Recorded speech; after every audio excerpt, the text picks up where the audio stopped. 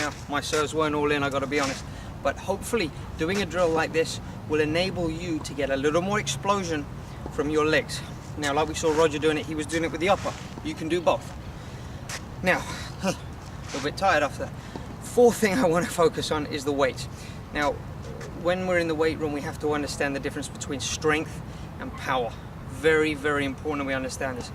Strength is just our ability to take a weight and move it.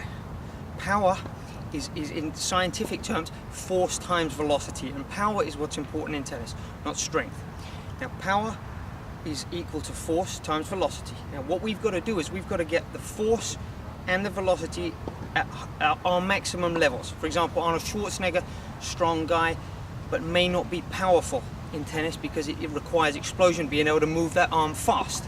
Okay, so we have two variables, force and velocity, and we can work both of them. But what we have to understand is how we work that in the gym. And what you saw Roger Federer doing in his video was he was working in the gym doing very, very light weights. If you go back and watch the video again, the weights he was doing were very, very light. Okay, but he was doing these very, very fast. And you saw him doing some upper body exercises, some lower body exercises, but very lightweight, but very fast. This is because there's two types of muscle fibers. Type 1, which is a slow twitch muscle. This is usually common in long distance runners and endurance athletes, and that's not what we need in tennis.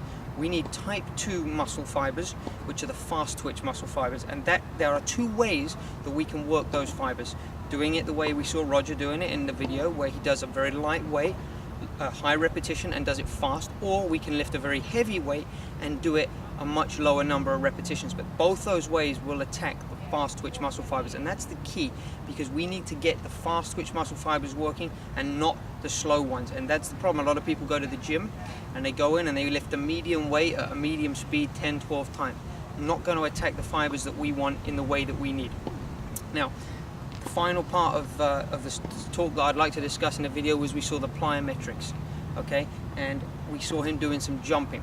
And this thing is so easy to do on a court as your warm-up, or just in practice with some other friends, or at the end of your practice session. You can do this because it is, for me, the most important part of tennis. Plyometric training involves moving your body in an explosive manner, very similar to tennis. And I always like to encourage people that when they're doing these exercises, they keep it as tennis specific as they can, because the more specific to tennis you can keep the exercise, the more easily transferable it is.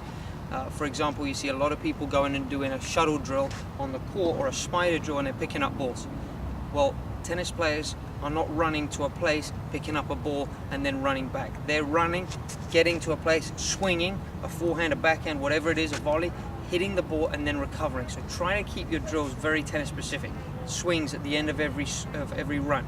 Now with the plyometrics, this is basically very easy stuff. Squat jumps, okay, lunges, any kind of jumping, like you saw Roger doing in the video. He was actually jumping on and off the box but throwing a ball as well. This is activating his motor skills that we need in tennis, being able to watch a tennis ball, catch it, using coordination.